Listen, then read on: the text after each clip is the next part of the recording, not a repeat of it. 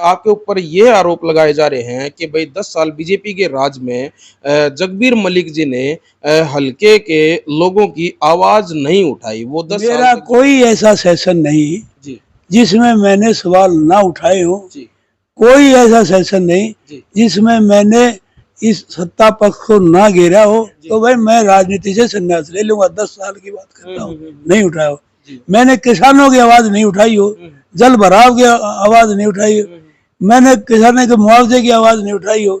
मैंने तो गोहाना के जिला बनाने के बार लिए भी जो इनका वायदा था। हर्ष शिकारा लगातार जगबीर मलिक के ऊपर जो है आरोप जो है वो लगाए जा रहे हैं। उनके द्वारा बार बार यही कहा जा रहा है कि भाई जगबीर मलिक ने गोहाना विधानसभा में कोई ऐसा काम नहीं किया। अगर कोई काम किया है तो वो एक बार सामने आके ये बताएं कि भाई गोहाना विधानसभा में क्या काम किया है। और फिर भी जो है लोग उनको 4 बार से बनाते रहे। वो लोगों को भी कह रहे हैं कि भाई अब की बार जो है इस जो है कुर्सी को जो है वो पलट दें। लोगों से बार बार निवेदन किया जा रहा है। तो क्या कहना चाहेंगे हर्ष शिकारा जी जो बार बार आपके बारे में ये कह रहे हैं, फिर आप जवाब जो है वो क्यों नहीं दे रहे, या कोई ऐसी बात है आप क्यों जवाब नहीं देना चाहते, वो मैं जानना चाहूंगा और पब्लिक भी जानना चाहती है। तो मैंने कुछ राजनीति में कमाया नहीं, कमाई तो लोगों की वो सद्भावनाएं, लोगों का आशीर्वाद कमाया है। अभी जो लोग मेरे साथ डटे रहे, मेरे मैं अपने कार्यकर्ताओं को, अपने शुभचिंतकों को बहुत ही ये मानता हूँ दिल से। इन्होंने ऐसे वक्त में जब लोग पैसे के बगैर कोई काम नहीं करते, निस्वार्थ भाव से अपनी जेब से उन्हें पैसा खर्च करके मुझे राजनीति करवाई है। ये मेरा मूल वो था। लोगों की मदद से मैं राजनीति में हूँ, उन्हीं की मेहनत की वजह से आज मैं राजनीति में बैठा हूँ। हरियाणा 1008 दिखने वाले सारे बन भैया ने राम राम। मैं दिनेश कुमार फिलहाल गोहाना में मौजूद हूँ और हमारे साथ जुड़ चुके हैं बड़े लोकप्रिय नेता गोहाना विधानसभा से श्री जगबीर मलिक जी। इनका हम स्वागत करते हैं हरियाणा 1008 पर। सर नमस्कार। नमस्कार सर, आपका स्वागत है हरियाणा 1008 पर। आपके चैनल का और दर्शकों का सबका स्वागत है जी। जैसा कि आप सबको पता है कि हरियाणा में चुनावी माहौल है और लगातार जो माहौल है वो गर्म होता जा रहा है, क्योंकि चुनाव की जो डेट है वो नजदीक आती जा रही है। हर गांव में, हर गली में, हर मोहल्ले में, हर नुक्कड़ पर अगर किसी बात की चर्चा है तो वो सिर्फ और सिर्फ चुनाव की चर्चा है। इस चुनाव की चर्चा को लेकर, इस पूरे माहौल को लेकर जगबीर मलिक जी के क्या विचार हैं वो हम इनसे सवाल जवाब करेंगे। कुछ मीठे सवाल रहेंगे, कुछ तीखे सवाल रहेंगे। उनके जवाब ये किस तरह से देते हैं वो आपके सामने है। आप वीडियो को ज्यादा से ज्यादा शेयर करें, कमेंट बॉक्स में अपनी राय भी आप हमारे साथ है जरूर शेयर करें। सर, सबसे पहले मैं जानना चाहूंगा कि आप 5 बार के विधायक हैं, 1 बार पहले रहे हैं, 4 बार आप कंटिन्यू विधायक गोहाना विधानसभा से बने हैं। सबसे पहले तो मैं 2 शब्दों में यही जानना चाहूंगा, वैसे तो 2 शब्द तो बिल्कुल कम हो जाएंगे क्योंकि जर्नी काफी लंबी है। मैं जर्नी के बारे में एक बार पूछना चाहूंगा। लगातार 4 बार के विधायक हैं जगबीर मलिक जी की राजनीतिक जर्नी अब तक की कैसी रही है? क्या जो है उथल पथल जो है किस तरह की देखी है? पहले की राजनीति में अब की राजनीति में किस तरह का अंतर महसूस करते हैं? क्या कहना चाहेंगे? देखिए, पहले राजनीति थी सेवा भाव की जी। जो राजनीति खाता था। हमारे से भी पहले, राजनीति में आने से पहले, किसी भी राजनीति का इतिहास उठा के देखो जी, उनका रहन सहन और उनका जीवन का देखो जी, उनका उद्देश्य केवल समाज की सेवा करना था जी।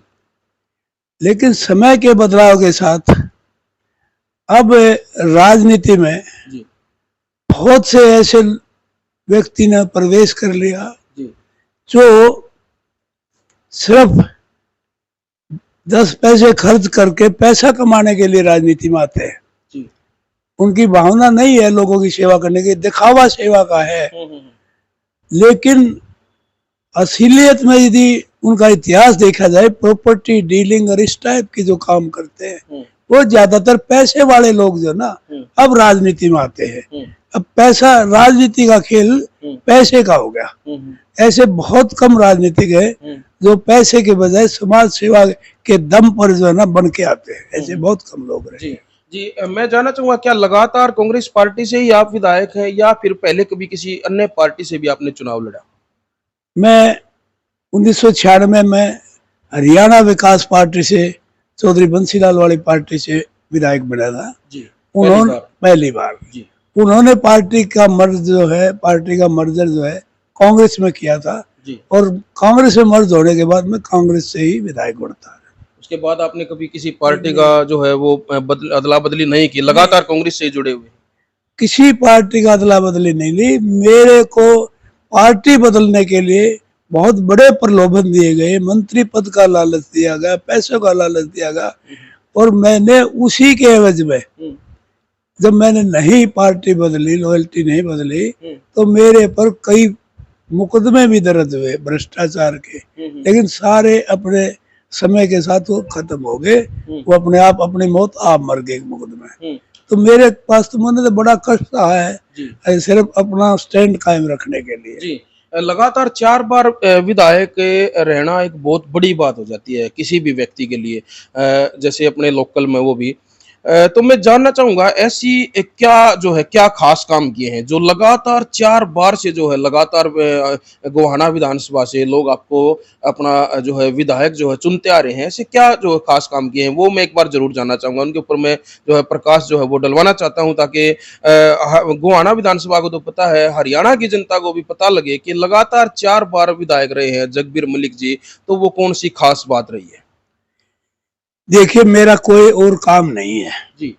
मैं वकालत करता था, और वकालत छोड़ने के बाद, इसमें आने के बाद राजनीति में मैं लोगों के बीच में रहा हूँ, लोगों के दुख सुख में रहा हूँ।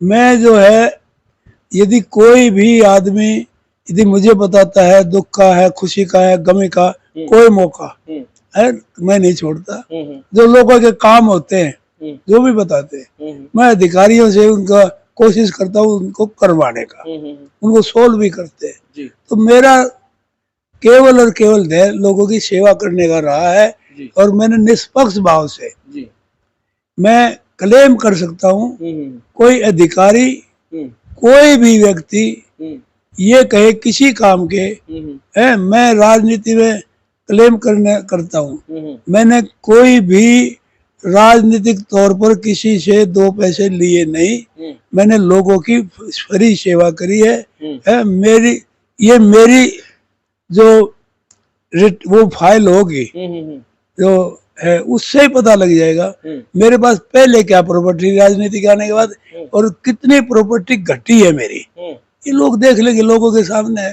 तो मैंने कुछ राजनीति में कमाया नहीं, कमाई तो लोगों की वो सद्भावनाएं, लोगों का आशीर्वाद कमाया है। अब जो लोग मेरे साथ डटे रहे, मैं अपने कार्यकर्ताओं को, अपने शुभचिंतकों को बहुत ही ये मानता हूँ दिल से, इन्होंने ऐसे वक्त में जब लोग पैसे के बगैर कोई काम नहीं करते, निस्वार्थ भाव से अपनी जेब से उन्हें पैसा खर्च करके मुझे राजनीति करवाई है। ये मेरा मूल वो था, लोगों की मदद से मैं राजनीति में हूँ, उन्हीं की मेहनत की वजह से आज मैं राजनीति में बैठा हूँ। जी। बात करें भारतीय जनता पार्टी की, लगातार जो है भारतीय जनता पार्टी 10 साल से हरियाणा में सत्ता में है और अभी वो दावा कर रहे हैं कि तीसरी बार फिर हरियाणा में सरकार बनाने लग रही है भारतीय जनता पार्टी। ये भारतीय जनता पार्टी के नेता दावा कर रहे हैं, लेकिन भूपेंद्र जो अपने दीपेंद्र सिंह हुड्डा जी हैं वो हरियाणा में लगातार जो है हरियाणा मांगे हिसाब जो पद यात्रा निकाल रहे हैं, उसमें जो है दीपेंद्र हुड्डा की फैन फॉलोइंग, कांग्रेस पार्टी के प्रति लोगों का जो रुझान है वो लगातार बढ़ता हुआ जो है वो नजर आ रहा है। यानी कि जो कांग्रेस का जो ग्राफ है, जो पिछले 10 साल में जो है जो ग्राफ डाउन गया था, वो ग्राफ अब बढ़ता हुआ नजर आ रहा है। तो ये जो सारी चीजें उठापटक जो चल रही है, इसमें अब भारतीय जनता पार्टी कांग्रेस पार्टी के ऊपर लगातार आरोप भी जो है वो लगाए जा रहे हैं कि कांग्रेस पार्टी जो है वो उसको कभी तो भर्ती रोको गैंग कहा जा रहा है, कभी जो है पर्ची और खर्ची वाले जो है वो कहा जा रहा है। तो वो कह रहे हैं कि अगर तीसरी बार अब जो आगे कांग्रेस आ गई तो फिर से ये चीजें पर्ची खर्ची ये चीजें फिर से शुरू हो जाएंगी। इस तरह के जो है वो मतलब दावे जो है वो लोगों के सामने कर रहे हैं। तो क्या कहना चाहेंगे इन सभी आरोपों को लेकर? देखिए, आपने बहुत लंबी चौड़ी बात कही है, कई बातें इसमें शामिल हैं। जी। जहां तक बात है दीपेंद्र हुड्डा की, जी। लोगों में करेज है और उसका शुरू से ये रहा। मैं ये मानता हूँ कांग्रेस को जिंदा रखने में 10 साल में जो मेहनत दीपेंद्र हुड्डा के, वो शायद ही किसी यहाँ यानी हरियाणा में नहीं, बाहर भी किसी नेता ने ऐसी मेहनत नहीं की कि लोगों के बीच में रहना, 24 घंटे लोगों के बारे में सोचना करना, और जिस ढंग से इस यात्रा की सफलता ने झंडे गाड़े हैं, उससे माहौल एक तरफा होता नजर आ रहा है। जहां जाते हैं वह बहुत बड़ा हजूम होता है, लोग उत्साह से उस यात्रा में आते हैं। तो मैं कहता हूँ कांग्रेस को आगे बढ़ाने में दीपेंद्र सिंह हुड्डा का बहुत हाथ है, और चौधरी भूपेंद्र सिंह हुड्डा के 10 साल के जो काम थे वो आज लोगों को सोचने पे मजबूर कर रहे हैं। उस समय हर व्यक्ति खुशहाल था, सबके जेब में पैसे थे, आज हर व्यक्ति दुखी है और सब जो है जीना मुश्किल है हर आदमी का। तो इनका जो काम हुआ 10 साल में, उसमें नए नए प्रोजेक्ट आए, नए नए काम हुए हरियाणा में और गोहाना हल्के में, medical college, university, overbridge, mini secretariat वगैरह इतने काम हुए, मैं गिनाऊं तो बहुत टाइम लगेगा। तो उस समय विकास हुआ हरियाणा का, हरियाणा नंबर 1 पर आया per capita income, per capita investment, और ये सारे 1 नंबर पर हरियाणा था, चाहे किसी मुद्दे पे हो। आज अपराध में नंबर 1 है, आज बेरोजगारी में नंबर 1 है, आज सब लोग, अब किसी कोई व्यक्ति सुरक्षित नहीं है। गुवाहाटी में तो इतना बुरा हाल है, घर घर के आगे पुलिस बैठी है।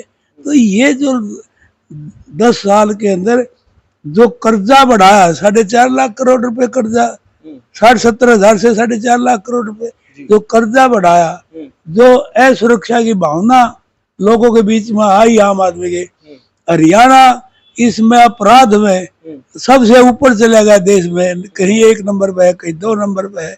तो ये सारी कारण है कि लोग दुखी इस शासन से निजात चाहते हैं, इसे पीछा छुड़ाना चाहते हैं।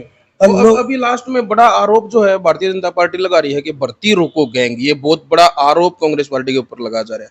क्या जवाब है जगबीर मलिक जी के पास इस बात का? मैं ये कहता हूँ ये सिर्फ महज एक इनका सगुफा है, क्योंकि भर्ती यदि फेयर सिलेक्शन है तो कर लो भाई अदालत में, कैसे स्टे हो जाएगा, कैसे भर्ती कैंसिल? यदि आपका फेयर सिलेक्शन है, चौधरी बंसीलाल एक कहते थे भाई हम फेयर सिलेक्शन करेंगे जी, यदि हाई कोर्ट से वो हो जाएगा, कैंसिल हो जाएगा, हम दोबारा कर देंगे, और नहीं हमें लगता है कि ये ठीक होगा, हम इसकी अपील कर देंगे, हमें क्या तकलीफ है। यदि हमारा सिलेक्शन ठीक है तो करो, कोई भी कोर्टों में जाओ। क्या इसको आप राजनीतिक षड्यंत्र कहेंगे? इसका मतलब यदि भर्ती मुकदमे से भर्ती रुकती हो, क्या जज मिले हुए हैं? जज मिले हुए तो ये समझो कि हमने मुकदमा करवाया और जज ने कैंसिल कर दी भर्ती। जब आपकी भर्ती सही है तो आपको क्या तकलीफ है? यदि आप गलत करोगे तो उसको जो और भी कंटेस्टेंट हैं, और भी जो मेरिट के लोग हैं, अब मेरिट तोड़ के लोगे, अपने भक्तों को लोगे, दूसरे स्टेटों के जो लिए गए हैं। सही बात है। आप ये बताओ दूसरे स्टेट के जो अफसरों में 80 में से 78 बाहर की नौकरी, ये सब नंबर 2 में चले हैं, और इसीलिए लोगों ने हाई कोर्ट में जाके पिटीशन डाले। एक ने नहीं डाला, ये तो कई 100 की संख्या में लोगों ने पिटीशन डाले, तो वो सारे उन्हें, और यदि सही इनका सिलेक्शन है तो डालो पिटीशन, क्या दिक्कत है? भर्ती रखो गैंग का कोई मीनिंग नहीं है। भर्ती रखोगे तो ये गलत सिलेक्शन करते हैं, वो सेटिस्फाइड होते हैं। इसीलिए या तो ये कहो कुछ व्यक्ति कांग्रेस और जो स्टूडेंट है जिन्हें पिटीशन किया है और जज मिले हुए हैं, तब तो भर्ती रखो गैंग वाली बात बनती है। लेकिन जजेस जो फैसला करते हैं उससे वो गलत थोड़ा करेंगे। जजेस का जो फैसला है वो इनको गलत करते हैं, इसीलिए तो इनके खिलाफ जाता है। इसलिए ये बौखलाए हुए हैं, और ये क्या कहते हैं, पर्ची खर्चे की बात करते हैं। करोड़ों रुपए इनकी सीडी वायरल हो रही है, रुपए कहाँ पहुंचाऊं, 5 करोड़ रुपए कहाँ पहुंचाने, ये सीडी वायरल हो रही है। आज ये इनके जो नीरज दफ्तवार फलाना, ये कितने लोग हैं जिनके खिलाफ एलिगेशन लगे, कितने ओएसडी हैं जिनके खिलाफ एलिगेशन है, जो हटाए भी गए हैं, जो लगाए भी गए। आप ओएसडी की लिस्ट गिन लो, जो बीजेपी के राज में जो ओएसडी रहे 5-4 तो मुझे बता क्यों हटाए गए? ये सारे नंबर 2 के काम में संलिप्त थे, इसीलिए हटाए गए थे। इसलिए वो है, मैं किसी का नाम नहीं लेता, लेकिन एक्चुअली ये है, ये जब ये काम सही कर रहे तो हटाए क्यों गए? सही बात। तो ये बहुत ऐसे बिल्कुल, वाक्य अभी जो ईडी वाला जो मामला है, ये भी काफ़ी जो है वो गरमाया हुआ है। भूपेंद्र हुड्डा जी के खिलाफ लगातार जो है वो मतलब ये मामला बार-बार उनके सामने खड़ा किया जा रहा है। तो क्या इसको राजनीतिक षड्यंत्र कहेंगे या फिर पूरा क्या कुछ मामला है ये? मैं कम शब्दों आप में जो है वो वर्णन चाहूँगा इस बात का। सिर्फ ये देखो, ये जी। मुकदमा कब से था, हुँ, आज तक क्यों नहीं हुआ? सही बात है। ये इलेक्शन के टाइम क्यों उठा? इलेक्शन के टाइम पे क्यों? ये मुकदमा आज ईडी का हुँ, सुरेंद्र पवार के खिलाफ क्यों हुआ हुँ, और रावदान सिंह के खिलाफ क्यों है, हुँ, छोकर के खिलाफ? ये क्यों कांग्रेस को टारगेट करके क्यों किया जा रहा है? जी। उनको ये पता लग गया अगर हरियाणा में 100% चौधरी भूपेंद्र सिंह हुड्डा की सरकार आ रही है, हुँ, और इस वजह से हुँ, लोगों में एक भ्रम फैलाने के लिए हुँ, ये दुर्भावना से, बदले की भावना से राजनीतिक इशू बनाकर हुँ, इनके खिलाफ कार्रवाई की जा रही है। इसमें कुछ बनने वाला नहीं। जी, जो भी ये गलत काम करेंगे जी, तो हरियाणा की जनता और भारी बहुमत से कांग्रेस को बनाएगी, हुँ। 100% कांग्रेस की सरकार आएगी। जी, जी। अभी बात कर लेते हैं फिलहाल के चुनाव की। गोहाना विधानसभा में जो है बिल्कुल हरियाणा की सबसे हॉट सीट जो है फिलहाल कहा जाता है। अभी एक युवा हैं हरस छिकारा। हरस छिकारा लगातार जगबीर मलिक के ऊपर जो है आरोप जो है वो लगाए जा रहे हैं उनके द्वारा। बार-बार यही कहा जा रहा है कि भई जगबीर मलिक ने गोहाना विधानसभा में कोई ऐसा काम नहीं किया। अगर कोई काम किया है तो वो एक बार सामने आके ये बताएँ कि भई गोहाना विधानसभा में क्या काम किया है। और फिर भी जो है लोग उनको 4 बार से बनाते रहे। वो लोगों को भी कह रहे हैं कि अब की बार जो है इस जो है कुर्सी को जो है वो पलट दें। लोगों से बार-बार निवेदन किया जा रहा है। तो क्या कहना चाहेंगे? हरस शिकारा जी जो बार-बार आपके बारे में ये कह रहे हैं, फिर आप जवाब जो है वो क्यों नहीं दे रहे? या कोई ऐसी बात है आप क्यों जवाब नहीं देना चाहते? वो मैं जानना चाहूँगा और पब्लिक भी जानना चाहती है। देखिए, जी, जहां तक काम की बात है, जी, ये मेरा नैतिक कर्तव्य भी है। जी, पब्लिक ने जो मुझे बनाया और मैं काम करूं। जी। सबसे पहले तो ये कहना चाहता हूँ 1995 में हुँ, एक बहुत भारी फ्लड आया था इस एरिया जी, में। सब कुछ डूब गया था, गांव के, शहर भी, और इतना बुरा हाल हो गया था। जी। उसके बाद 96 के इलेक्शन हुए, चौधरी बंसीलाल जी हुँ, हुँ, सरकार में आए। हुँ, हुँ, तो वहां पर ये ड्रेन नंबर 8 जो है, हुँ, हुँ, आज जो बनी हुई है, खुदी हुई है, इनके बैंक्स ऊपर उठे हुए, हुँ, हुँ, ये 96 में हुई थी। हुँ, हुँ, उसके बाद शहर में डूबने का, गांव के डूबने का हुँ, कोई नहीं। ऐसा पक्का इंतजाम जो है हुँ, चौधरी बंसीलाल के टाइम, मेरे टाइम, हुँ, मैंने इसका करवाया। जी। आपका रिठाड़ गांव है, हुँ, हुँ, वो रिठाड़ सबसे फ्लड अफेक्टेड हुआ करता उस क्षेत्र जी। में। कुछ इतना फ्लड कहीं नहीं था इस बिल्कुल, गुहाने हल्के में, बिल्कुल, बिल्कुल। तो वो मेरे हल्के में था। हुँ, हुँ, मैंने वहां रिठाड़ की ड्रेन निकलवाई, हुँ, हुँ, मुंडाक ड्रेन निकलवाई, 2 ड्रेन वहां निकलवाई। जी, जी। उसको पानी से उनका बिल्कुल, वहां जो कुछ भी नहीं हुआ था सारे साल, हुँ, उसमें फसलें होने लगी। हुँ, फिर मैंने मेरे इलाके में ये ड्रेन के साथ साथ, नहरों के साथ साथ, हुँ। बालोट सब ब्रांच अच्छा, मैं एक बार रोकना चाहूँगा, जो हमारे एरिया में जो मुंडाक ड्रेन निकली थी, वो आपने निकलवाई वो थी? उस टाइम की निकली हुई है, अच्छा, अच्छा, चौधरी बंसीलाल के टाइम की है। अच्छा, अच्छा, अच्छा। हाँ, जी। तो ये जो है ना, हुँ, ये रहा, ये इस एरिया में, हुँ, बहुत एरिया में, जैसे लाठ, जोड़ी, खेड़ी, हुँ, मोई, इन गांव में नहरों के साथ हुँ, हुँ, जो जेलन हुँ, और वो दूसरी नहर जो रोहतक को जाती है, बालोट सब ब्रांच, हुँ, हुँ, इनके दोनों तरफ कई कई सौ एकड़ में वो पटेरा जमा करता, अच्छा, फसल अच्छा। नहीं होया करती। जी, मैंने वहां डिच ड्रेन दोनों साइड में ड्रेन करवाई, जी। और ड्रेन के निकलवाने से दोनों साइड में फ्लड का भी बचाव हुआ हुँ, हुँ, और खेती भी होने लगी। हुँ, हुँ, ये किसानों का, ये मैंने इस एरिया का हुँ, 96 में काम किया है। हुँ, इसके अलावा हुँ, उस समय मैंने 6 माइनर, हुँ, 6 नहर हुँ, सिंचाई के लिए, हुँ, खंदराई ड्रेन, हुँ, इसके बाद तिहाड़ मलिक ड्रेन, हुँ, इसके बाद एक सड़क से होती हुई जो यहाँ आती है कैलाना खास में हुँ, हुँ, एक नहर, हुँ, वो हुँ, नहर। हुँ, इसके अलावा फरमाना माइनर, हुँ, जो भैंसवाल और बावली बिलान वगैरह गांव से, हुँ, हुँ, ये बालोट सब ब्रांच से निकलती है, हुँ, एक वो नहर, हुँ, लाठ माइनर। हुँ, इसके अलावा मैंने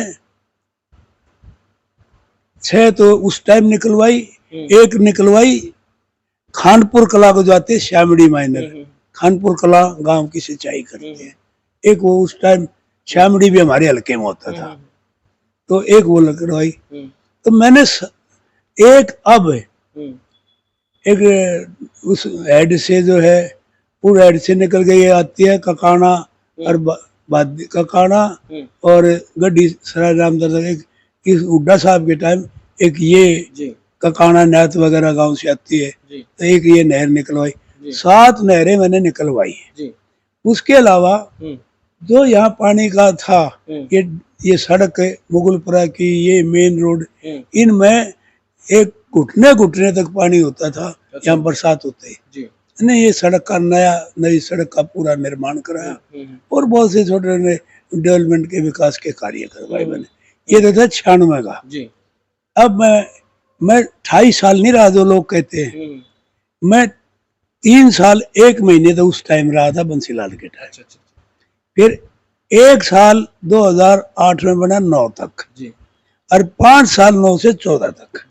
ये हमारे राज का ये 6 और 3 9 साल है। 9 साल में आपको सबसे पहले तो मैंने खानपुर कला भगत फूल सिंह महिला यूनिवर्सिटी, उत्तर भारत की सबसे बड़ी महिला यूनिवर्सिटी, उत्तर भारत की अकेली महिला यूनिवर्सिटी, ये बनवाई। इसमें 850 करोड़ रुपए का इन्वेस्टमेंट थी, तो 850 करोड़ का तो ये करवाया।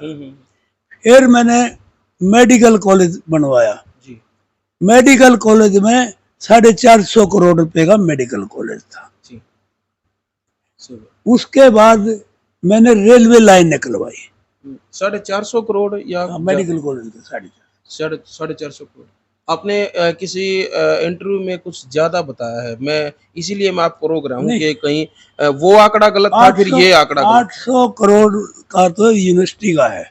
अच्छा, 850 करोड़। मुझे कुछ ध्यान है कि आप एक टीवी चैनल पे इंटरव्यू आपका चल रहा था और उसमें आप ये कह रहे थे कि मेडिकल कॉलेज जो है वो 850 करोड़ का कुछ ऐसा था। नहीं, वहाँ रिकॉर्ड पड़ा हुआ, चलो कोई बात नहीं जी। नहीं, इसमें 450 करोड़ का मेडिकल, 850 करोड़ का ये यूनिवर्सिटी और 800 करोड़ रुपए जो ये रेलवे लाइन जो गोहाना का जंक्शन बना, वो वहां से शुरू होके सोनीपत से जींद गई वाया गोहाना, 800 करोड़ रुपए, जिसमें 400 करोड़ रुपए हरियाणा गवर्नमेंट के थे। अच्छा। हाँ, तो ये नई रेलवे लाइन भी हमारे इलाके में आई। तो मेडिकल, फिर ये बाईपास, ये नेशनल हाईवे बना पानीपत से रोहतक का, ये नेशनल हाईवे भी उसी टाइम बना था। इसके अलावा जो यहाँ प्रोजेक्ट गणे, ये 50 बेड का हॉस्पिटल बनाया, छोटा सा अस्पताल था, 50 बेड का हॉस्पिटल बनाया। इसके अलावा उसमें भी काफी करोड़ रुपए खर्च हुए थे। और मेडिकल, इसके सिविल हॉस्पिटल के बाद एक गवर्नमेंट कॉलेज 16 करोड़ का बड़ौते में, गुहाने का मेडिकल ये कॉलेज, डिग्री कॉलेज बड़ौते में बनाया 16 करोड़ से, वो बनाया।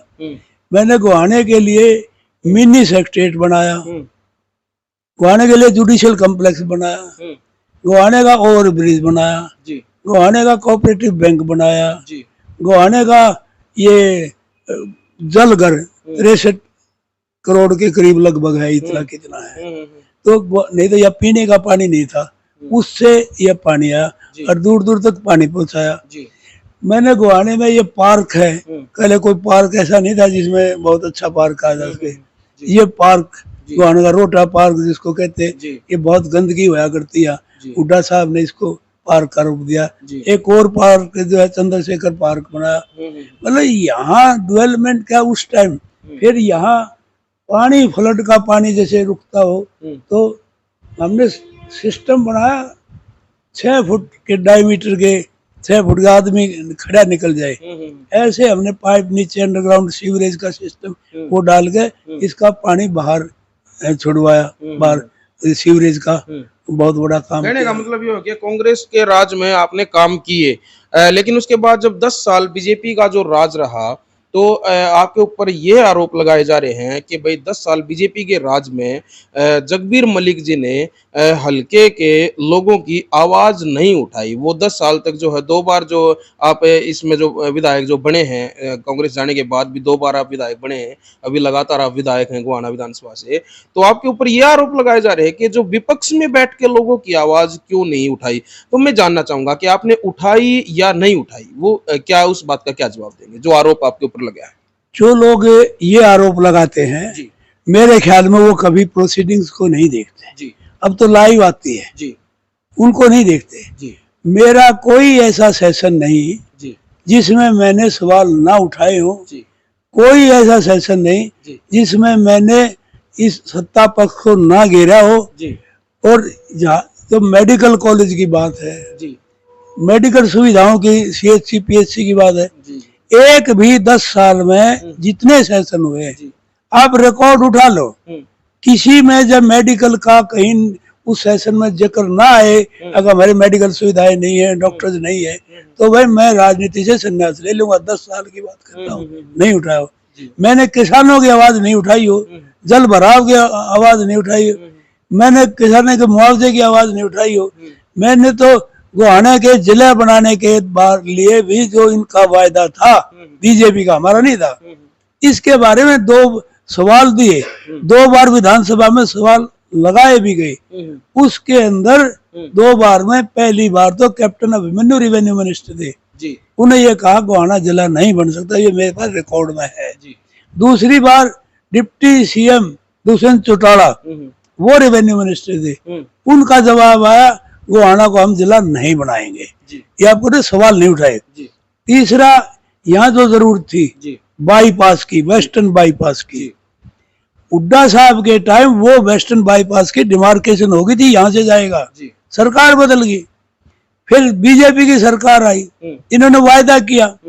जब हुड्डा साहब के बना पुल का उद्घाटन 2015 में खट्टर साहब करने आए गोहाना में, ओवरब्रिज का, जी, तो उस टाइम वायदा किया था कि हम वेस्टर्न बाईपास बनाएंगे। जी, वो वेस्टर्न बाईपास की आज तक लाइनिंग भी नहीं है।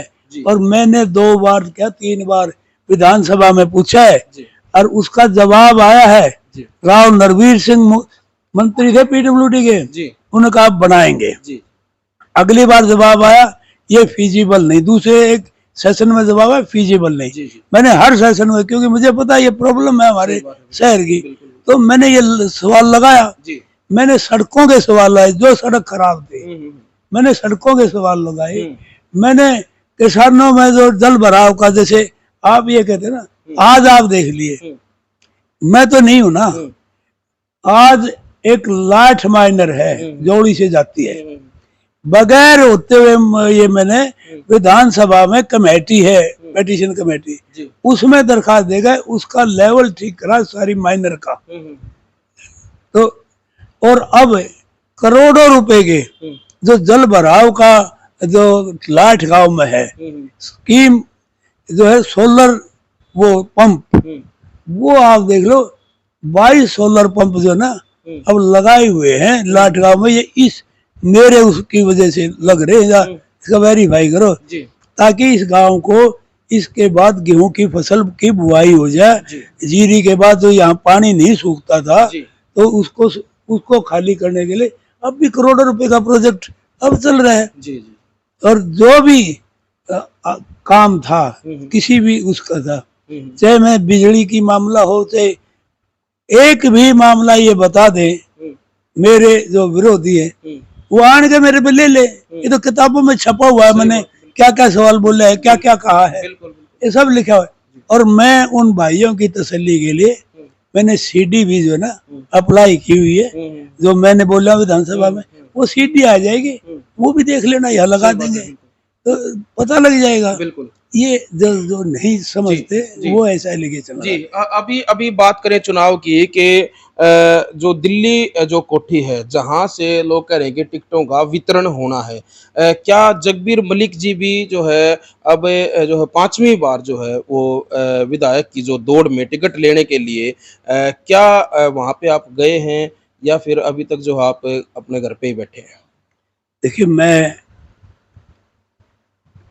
मैं इस जब से टिकट का ये हुआ है मामला सिलसिला, जी, मैं दिल्ली कोठी पे नहीं गया जी और ना मैंने कोई ये कहा कि भाई, क्योंकि एप्लीकेशन एक फॉर्मेलिटी थी, जी 20,000 रुपये ड्राफ्ट के जमा कराने थे, जी वो मैंने जरूर जमा कराए। जी लेकिन मैं किसी को ये कहने लगा, मेरा काम यदि पूर्व मुख्यमंत्री चौधरी भूपेंद्र सिंह हुड्डा ये समझते हैं अगर मैंने अपने हल्के के लिए, पार्टी के लिए कुछ ना कुछ किया है, तो भाई मेरिट के आधार पर मैं मांग रहा हूँ टिकट, इसमें कोई दो राय नहीं सही बात है। यदि मुझे मेरे में मेरिट लगेगी तो वो मुझे दे देंगे, और कोई अच्छा हुआ तो उसको दे देंगे। ये उन पर डिपेंड है, हाई कमांड जो फैसला करेगा वो मुझे मंजूर है, मैं जाने की जरूरत नहीं समझता। जी जी। मैं भारतीय जनता पार्टी के एक नेता का मैं इंटरव्यू कर रहा था, आपसे पहले इस माइक के सामने वो बैठे हुए थे, उनसे इसी तरह से चर्चा जो है चुनाव के बारे में चली हुई थी। उन्होंने एक बात कही कांग्रेस पार्टी के बारे में कि कांग्रेस पार्टी का जो दफ्तर है, जो जहाँ पे टिकटों का वितरण होना है, वहाँ पे एक लंबी लाइन लगी हुई है और उनमें से अगर टिकट तो जो जिनको मिलनी है उनको मिलनी है, जितनी विधानसभा है उतने लोगों को टिकट मिलनी है। बाकी जो लोग हैं एक एक सीट के ऊपर 40-40, 50-50 लोग जो है वो दावा करने लग रहे हैं। अगर बाकी लोगों को जिनकी टिकट जिनको नहीं मिलेगी, एक ही आदमी को मिलेगी, बाकी को नहीं मिलेगी, वो लोग जो है टांग खिंचाई जो है करेंगे। यानी कि उनका एक शब्द था, उन्होंने एक शब्द कहा था कि कांग्रेस के लोग ही कांग्रेस की जो है वो गोभी खोदेंगे। तो क्या कहना चाहेंगे, क्या मतलब ऐसा हो सकता है? क्या जगबीर मलिक जी को, अगर मैं आपके बारे में ही बात करूंगा, क्या जगबीर मलिक जी को टिकट नहीं मिली, अगर वो कांग्रेस पार्टी किसी और को टिकट देती है, क्या मलिक साहब किसी की टांग खिंचाई करेंगे, या फिर पार्टी में कुछ इस तरह की बातें हैं कांग्रेस में? क्या कहना चाहेंगे? देखो, सबसे पहले तो शायद वो नेताजी अपनी पार्टी के बारे में कह रहे हैं। आज जो ही अरविंद शर्मा का नाम आया, आपको पता कैसे टांग खिंचाई हो रही है?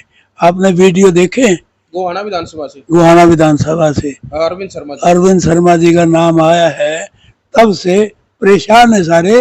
पूरा ये नड्डा के घर में दरवाजे खटखटा रहे हैं, दिल्ली गए हुए या मीटिंगें कर रहे हैं और कहते हैं हम बाहरी आदमी को बर्दाश्त नहीं करेंगे।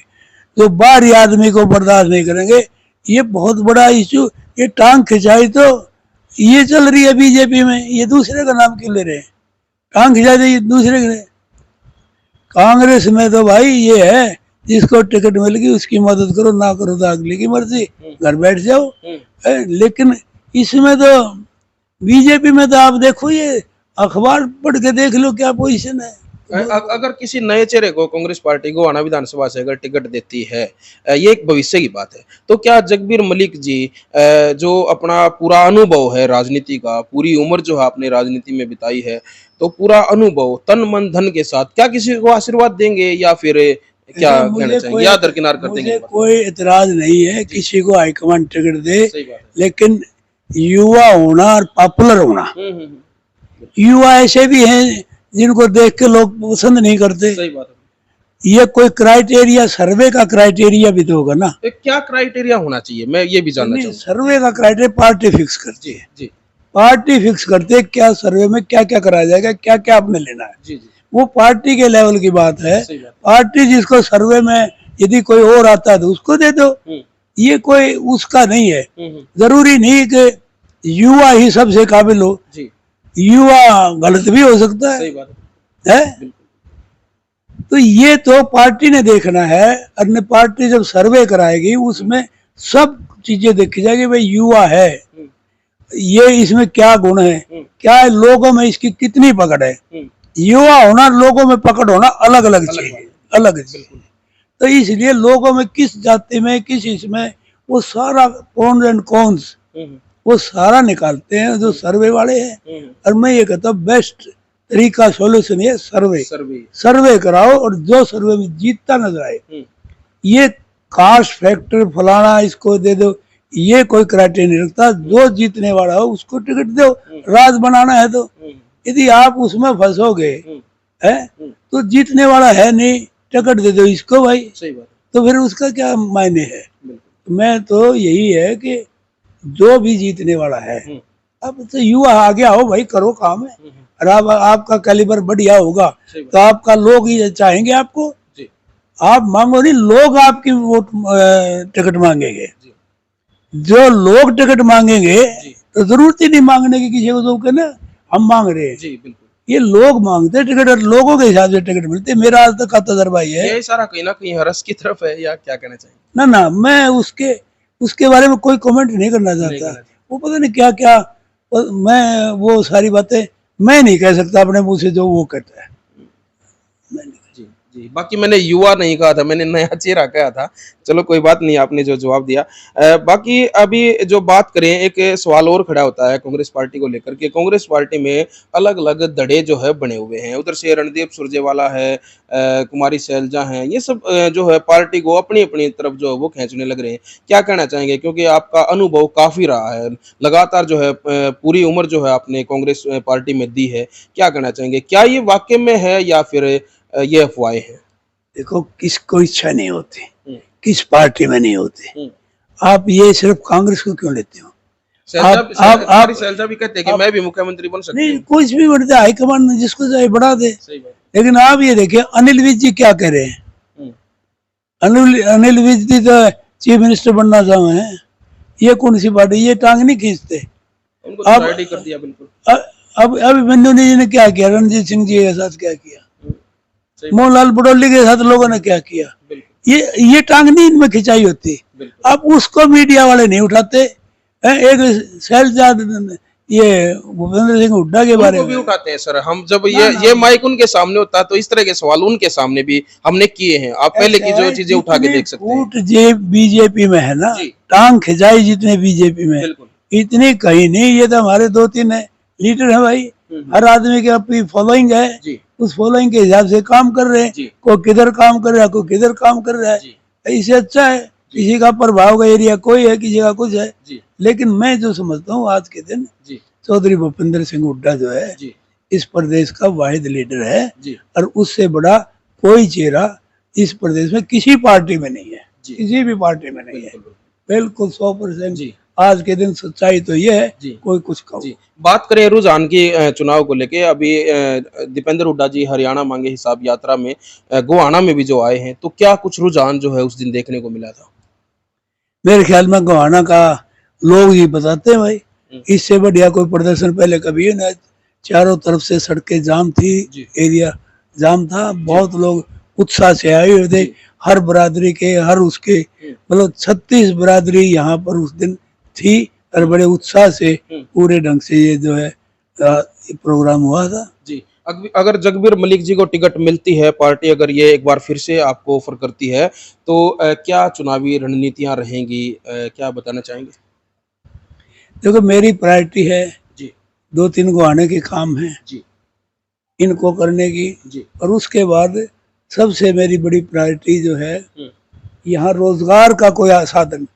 यहाँ हुड्डा साहब ने रेल कोच फैक्ट्री का प्रोविजन कराया था लाठजोड़ी के अंदर, जिसे लाखों बच्चों को रोजगार, यहाँ की बेरोजगारी युवाओं की खत्म होने वाले थे। यहाँ आईएमटी का अनाउंसमेंट थी, इन्होंने आईएमटी भी वहां से गायब कर दी, खत्म कर दी, और रेल कोच फैक्ट्री भी उठा ले गए। इस इलाके के युवाओं के साथ जो अत्याचार इस सरकार में हुए बीजेपी में, ऐसा कभी नहीं हुआ। तो मेरा प्रायोरिटी इस इलाके में बच्चों को रोजगार देने की है। कैसे होगा, कैसे होगा, इसके बारे में विचार करेंगे।